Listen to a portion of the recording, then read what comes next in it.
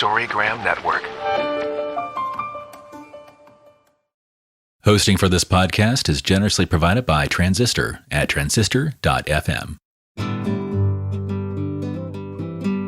Hi, my name is Laurelee, and this is It's Not About Food. So it's not about food, and it's not about weight. What is it about? Everything else, because it's never ever about food or weight, never ever, not even one time, not ever, ever, ever.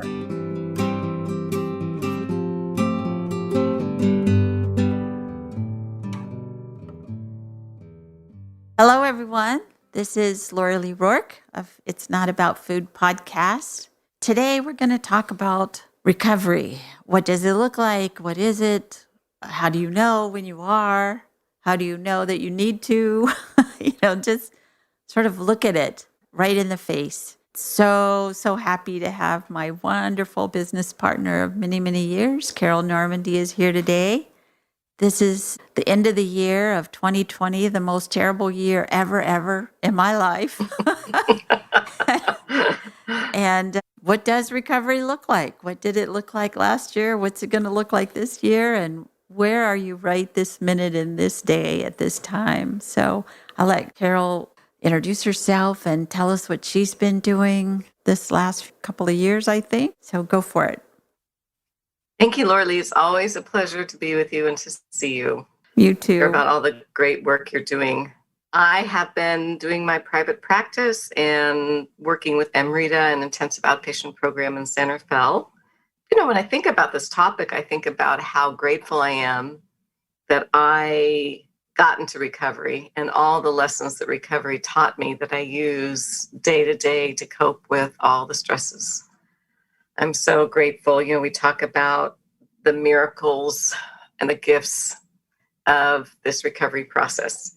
And when you're hit with stress, as we're going through now, you really work when you've learned. Yeah, and both of us have been through our own recovery of eating disorders. And also, both of us have worked with many people that have gone through their recovery with eating disorders. And I kind of feel, I know how sick I was, and I kind of feel in a way like if I could make it through this, hopefully anybody else can, because I was pretty embedded in it, that's for sure. First of all, how do we decide what recovery even is? What's your thoughts about that? I think that's a really good question, because with eating disorders, it's very tricky. Recovery is an ongoing process. And you and I have talked about how full recovery is absolutely possible, because you and I have both done it in our lives. And we know, coming from the entrenched level of eating disorders that we're both in, that it is possible. But what is full recovery? I really like Carolyn Costin's definition of full recovery. She writes that being recovered is when the person can accept his or her natural body size and shape, and no longer has a self-destructive or unnatural relationship with food or exercise. When you are recovered, food and weight take a proper perspective in your life, and what you weigh is not more important than who you are. In fact, actual numbers are of little or no importance at all. When recovered, you will not compromise your health or betray your soul to look a certain way, wear a certain size, or reach a certain number on a scale. When you are recovered, you do not use eating disorder behaviors to deal with, distract from, or cope with other problems. I love that. I love the idea that it's when you can just see that the scale is just another number in your life. Wear this size shoe. Like, I never get upset if I wear a different size in a shoe. Right. I'm like, oh, that's this shoe. I wear this size in this shoe. I don't have like a nervous breakdown over it. Recently, I had sinus surgery, and I was in the pre-op, and the nurse was sitting next to me and going over the medical record, and he goes, hey, the last time you were in here, you weighed a lot less than you do right now. And I said, I was here about 20 years ago to get surgery on my hand. So, yeah, probably do weigh different, because that was 20 years ago. Whoops. And then I said, don't say this to people. Why are you even saying that? Nothing was wrong with me then, and nothing is wrong with me now. That was to get a hand surgery, and this is to get a sinus surgery. So why are we even talking about weight? What does that have to do with anything right now?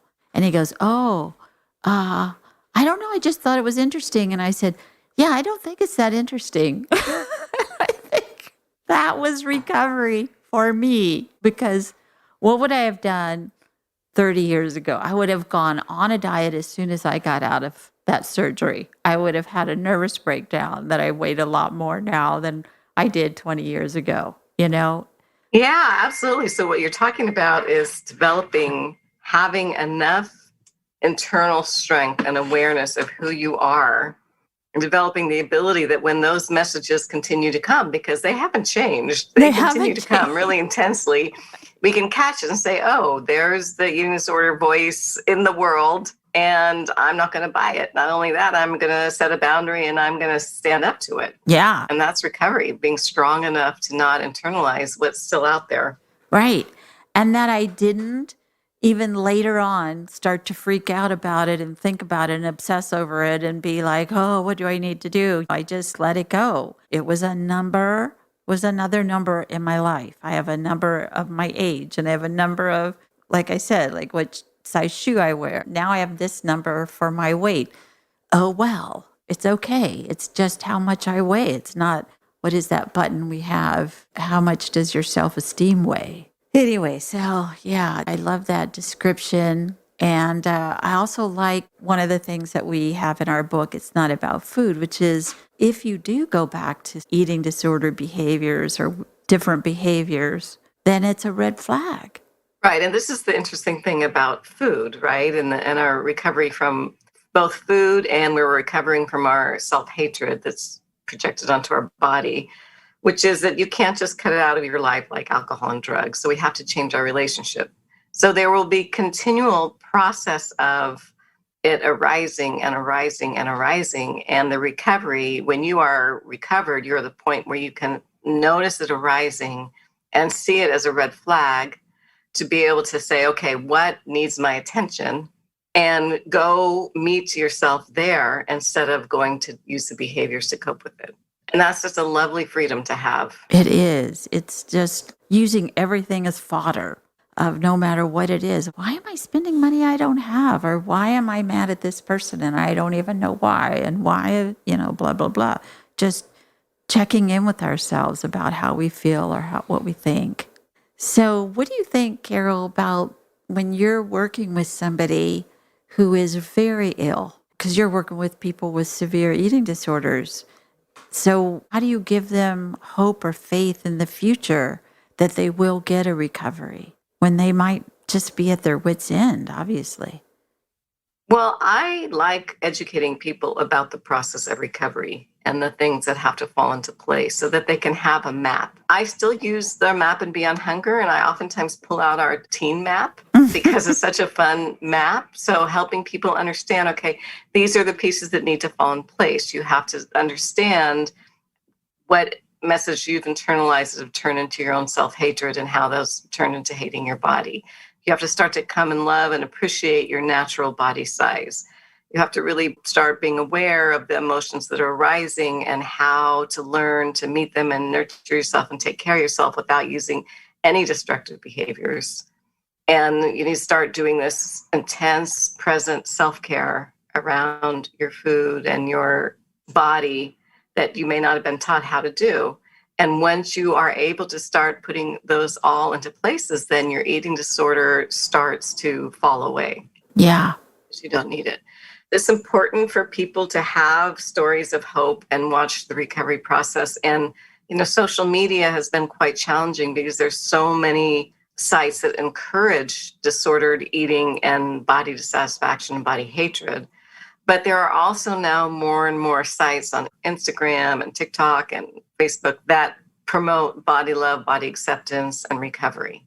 And you get to have a choice which reality you want to lean towards. Yeah. And if you even know that choice, because when I go into schools and talk about that there are these other sites. People go, what are those sites? These are young teenagers. They don't even know the sites. Like when we present our PowerPoints, sometimes that's really the only time they really saw how much they Photoshop. They kind of know a little bit and they maybe have seen a couple of things, but we're showing it right in their face and talking about it as a group. So it just go to a deeper level of like, oh my God, they made that person's neck longer. There's no diet in the world that's going to do that for me. Right. There's no skinny jeans that are going to make my legs longer. It's just not going to happen. So I love the idea of telling them that there is a pattern, like what you're saying. In our book, it's not about food, and our teen book, which is Over It, our little baby book, that doesn't get as much attention as the big book does. But yeah, there's a great little path that we show. This is the path of recovery and goes all over the place. It's never linear. It'll just take you everywhere. Right. We talk about the process of recovery as being like a lotus flower. One petal might open up while the other one is completely shut down, and then another one petals up. There's so many pieces to this recovery, and how you evolve in your own recovery is different for every individual. Storygram Network. Welcome to One Media, One Media. When you're whining with nurses. It's a place I like to call The Bleed. My name is Laurelee, and this is It's Not About Food. Rich flavor is one of your favorites. You'll want to join me on the Wine Road. The art of being yay isn't just something he developed. Welcome to Swirl, the wine show for people who know. Storygram Network. Yeah. And how the lotus flower is actually made in the muck of the pond in the dark. Doesn't look like it's going to do anything. It doesn't look like it's going to be okay at all until it reaches the top and boom, opens up. But until then, it's very murky. Right. And when you're through, I think, the worst of the recovery process, the hardest, and you can look back, you can see that all that muck, where the roots of the eating disorder came from, although it was painful and hard, it was the impetus for this beautiful growth, this beautiful blossoming, this, flowering. But when you're in it, it's just really hard to see that. It's very hard. I mean, we've got to be in some sort of weird lotus flower right now as a country, as a world. We're dealing with stuff that is so much bigger than us and so uncontrollable, it feels. So this is the muck that we're all in. I understand that I need to wear a mask and stay separate from people and be outside. Don't go inside and wash my hands and all these things. But really, there's no controlling it right now. People who are doing really good at it are still getting it. People who are not doing good at it at all, they don't get it. And it's not easily controlled. Right. And this is the interesting part about, I think, recovering from an eating disorder. You get much better at when life presents its challenges, at meeting them because you have skills to meet them, because you develop those skills during the recovery process. And you don't have to go to the eating disorder behaviors anymore. You just use the skills you have. But life is forever giving us challenges. This is just part of the human condition, right? And it's an opportunity for us to continue to awaken our consciousness, to continue to open our heart and grow. And that part of recovery will never end. That's right. It's sort of like Rosanna Dana on SNL says, Right. It's always something. It's Exactly. always something. So even like I had that kind of fantasy idea when I was going through my recovery of once I get through this, then I'll be happy forever. Once I get through my eating disorder and I'm at a weight I like and I don't have to overeat anymore and I don't undereat, and then unicorns are on the earth. I just really believe everything would be perfect, which of course it's not. It's not. There's still stuff that bugs me and bothers me that I have to recover from every day. Just maybe even let the dog once out and the cat once in. Right. Exactly. Yeah. So How can we be okay with that? That nothing is going to be perfect. I was so black and white. And I know a lot of my clients are really black and white, especially about recovery. I had to look at, there's just the acceptance, really. That's the key. And compassion and having honor and respect for our own process as we go through it. Right. And here's where I think the benefit of recovering from an eating disorder is that because you do have to change your relationship with your food, which we have to have, we can't just cut it out. We can't get a divorce from it, and we can't get a divorce from our body, right? Either we have to change our relationship with it. We have to learn how to relate in a way that's healthy. And this process of learning, like you said, acceptance, allowing, compassion, presence is really, really important tools to work with life as it unfolds, like now during COVID. Yeah, I think that for me, I have to really remember to tell myself, and I do this for my clients too, this too shall pass. We may not even like where it goes next, but it will move. It will change. Nothing will stay the same. It's like the Buddhists say. The only thing you can count on is it will change. Things change. Impermanence. Impermanence.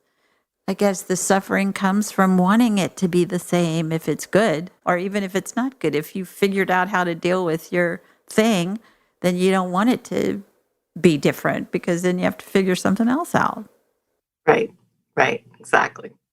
How do you give your clients faith and hope and the idea that they're going to be okay, even if they don't feel like they're going to be okay right now? Well, for me, that's sort of a two-pronged process. One is just speaking to, again, what recovery looks like and people that have recovered and other people that have been through. And this is where I think group work is really helpful, because if you are in the beginning of your recovery process and really struggling, and you see someone even a little bit further than you or a lot further than you, that's very helpful, because that in itself is hope right in front of your face.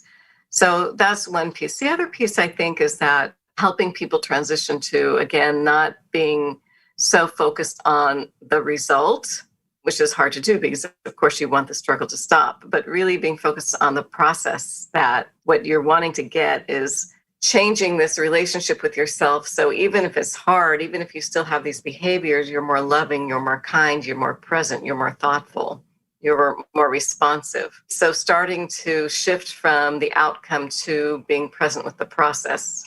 Yes, exactly.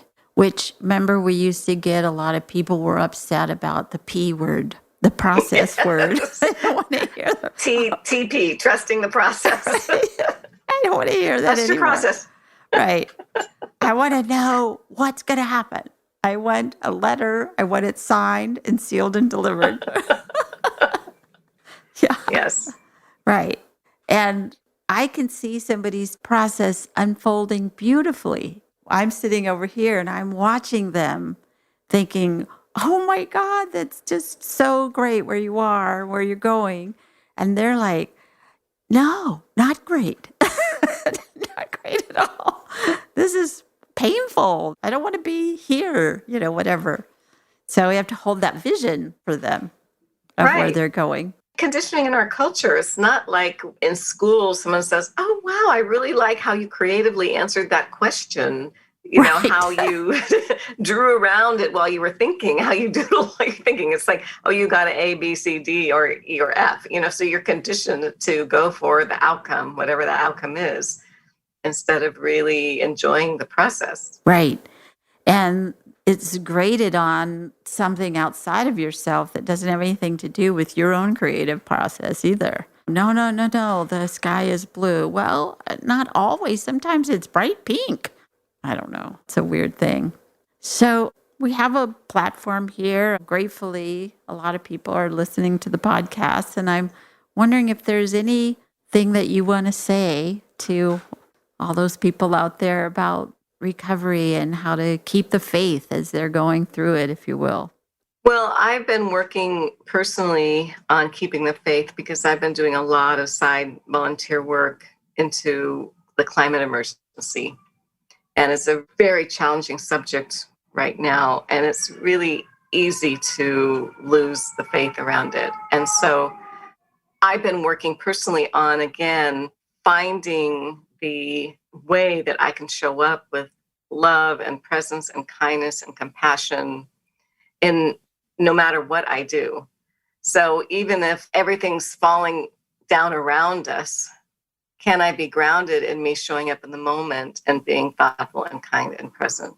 And so as we go through this process of really challenging times right now, there are a lot of people who are experiencing intense isolation from COVID, or their plans, they graduate from college or graduate from high school, are completely falling apart, or they're doing school in front of Zoom, which is like horrendously impossible, or they're gathering for the holidays and there's no family, or they've lost loved ones to COVID, or people have gotten sick or lost their jobs. I mean, there's so much suffering right now in response to COVID.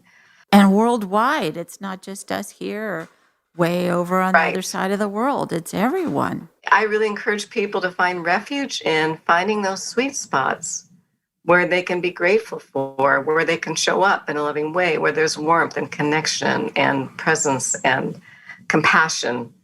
Because this is what fills our heart, and this is what opens us up, and this is what is meaningful in life and joyful in life. And you've been leading meditation groups too, which is so important, to sit with ourselves and our truth and our quiet, still voice.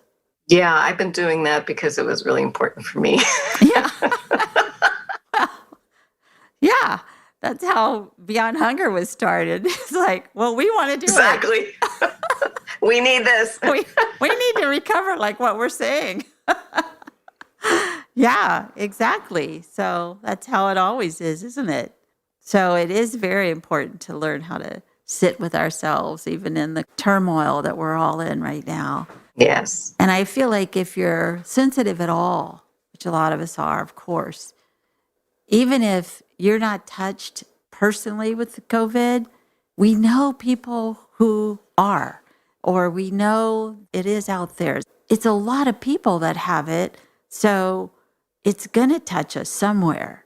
And even if it doesn't come into my like little neighborhood or like my little self-awareness, I can feel it. I can feel what that feels like to be so sad and so scared and so sick.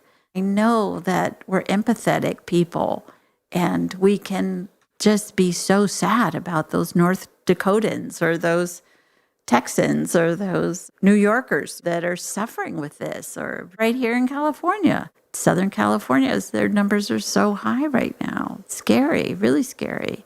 Right. It was really challenging to watch people go through both a combination of COVID and the fires that were happening here in California. Yes. And I found that I had to ground myself in both reading the really hard parts about it, and then we had the political climate too, right? So there's just like this three-pronged crazy stress. And then we had orange air. Yeah, right. Yeah. Oh my gosh.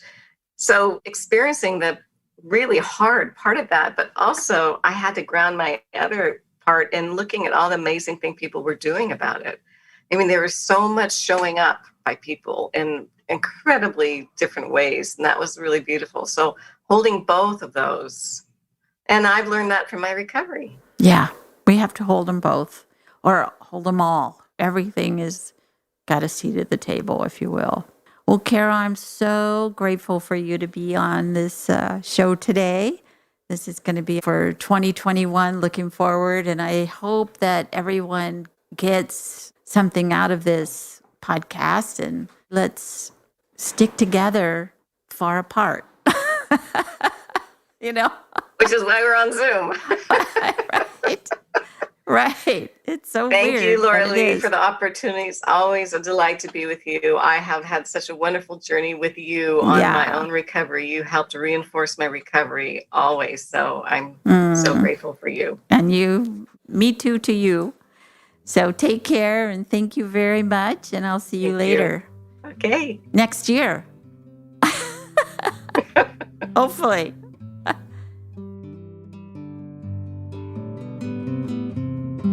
Thank you for listening. And be sure and follow me on Patreon, Instagram, Twitter, Facebook, and it's notaboutfood.com. Thanks.